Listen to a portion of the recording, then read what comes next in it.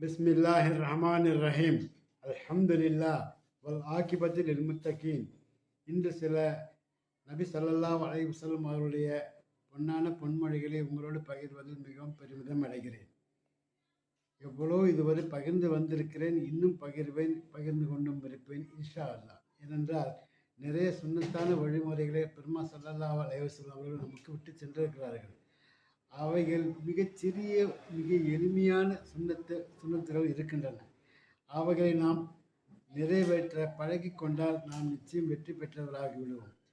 எனக்கு பிறகு நீங்கள் இரண்டை நீங்கள் பலமாக பற்றி பிடித்துக் கொண்டால் எந்தவித வழிகேட்டிலும் செல்ல மாட்டீர்கள் என்பதாக பெருமா ஸல்லல்லாஹு அலைஹி வஸல்லம் அவர்கள் கூறினார்கள். அதாவது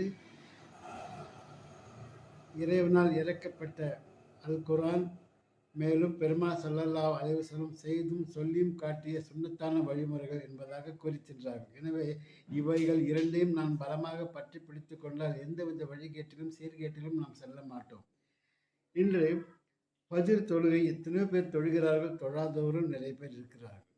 இந்த ஃபஜ்ர் தொழுவதால் என்ன நமக்கு பலன் என்பதை பெருமா ஸல்லல்லாஹு அலைஹி வஸல்லம் அழகாக நமக்கு கூறி சென்றிருக்கிறார்கள். அதாவது எவர் ஃபஜ்ருடைய தொழுகையை நிறைவேற்றுகிறாரோ அவர் அல்லாஹ்வின் பாதுகாப்பில் இருக்கிறார் என்பதாக ஸல்லல்லாஹு அலைஹி வஸல்லம் அவர்கள் கூறியதாக துன் பின் அப்துல்லா ரலியல்லாஹு அவர்கள் முஸ்லீமிலே குறிப்பிட்டிருக்கிறார். மேலும் தலை முழுவதும் மசாஜ் செய்தல் மிகவும் அழகான ஒடு செய்யும் முறை. இந்த ஒரு சுன்னத்தை பற்றி ஹசரத் மிக்தாம் இப்னு மக்தீஸ் ரலியல்லாஹு அவர்கள் அறிவிப்பதாவது, நான் நபி ஸல்லல்லாஹு அலைஹி வஸல்லம் அவர்கள் ஒடு செய்கள் பார்த்திருக்கிறேன். நபி அவர்கள் மசக் செய்யும்போது தலையின் முன்பகுதியில் தமது உள்ளங்கைகளை வைத்து பின்னோக்கி தடவி பிறகு முன்னோக்கி ஆரம்பித்த இடத்திலேயே முடிப்பார்கள் என்பதாக அபுதாவுதிலே குறிப்பிட்டிருக்கிறார்கள். நாமும் இந்த வழியை பின்பற்றுவோம் இன்ஷா அல்லாஹ். எவருக்கு ஒழு சரியான முறையில் செய்யப்படவில்லையோ அவருக்கு தொழுகை நிறைவேறாது. எனவே ஒழுவிலே கவனம் தேவை. மேலும் ஏற்கனவே கூறியதுதான், இருந்தாலும் ஞாபகப்படுத்த வேண்டியது எனது கடமை என்பதாக இங்கே ஞாபகப்படுத்துகிறது. ஒரு மனிதர் நபி ஸல்லல்லாஹு அவர்களிடம் வந்து இஸ்லாமில் சிறந்த அமல் எது என கேட்டார். அதற்கு நபி ஸல்லல்லாஹு அலைஹி வஸல்லம் அவர்கள் பசித்தோருக்கு உணவளிப்பதும் தெரிந்தவர் தெரியாதவர் என எல்லா மூமின்களுக்கும் சலாம் கூறுவதும் என பதில் அளித்ததாக அப்துல்லா பின் அம்ர் ரலியல்லாஹு அவர்கள் புகாரிலே குறிப்பிட்டிருக்கிறார். எனவே நாம் தெரியாதவர்களுக்கும் நாம் சலாம் சொல்ல வேண்டியது நமது கடமை என்பது இதன் மூலம் நமக்கு தெரிகிறது.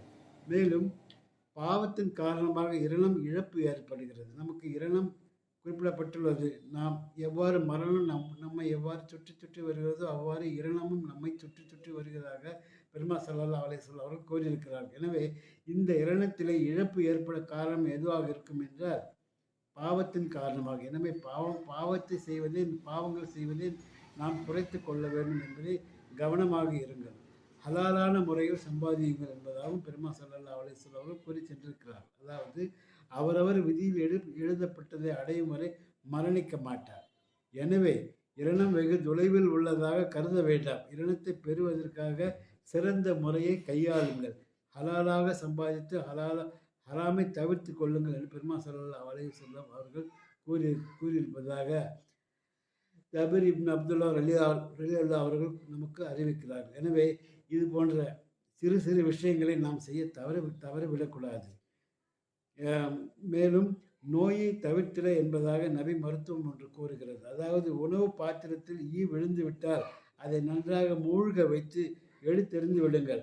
ஏனெனில் அதனில் ஒரு இறக்கையில் நஞ்சும் மற்றொன்றில் அதற்கான முறிவும் இருக்கிறது என்பதாக நபி ஸல்லல்லாஹு அலைஹி வஸல்லம் அவர்கள் கூறியிருக்கிறார்கள். எனவே இவ்வாறும் நாம் செய்ய கற்றுக்கொள்ள வேண்டும் என்று கேட்டுக்கொண்டு வாய்ப்புக்கு நன்றி கூறி விடைபெற்றுக் கொள்கிறேன். வாஹர் தவானா அல்ஹம்துலில்லாஹி ரப்பில் ஆலமீன். அஸ்ஸலாமு அலைக்கும் வரஹ்மத்துல்லாஹி தஆலா வபரகாத்துஹு.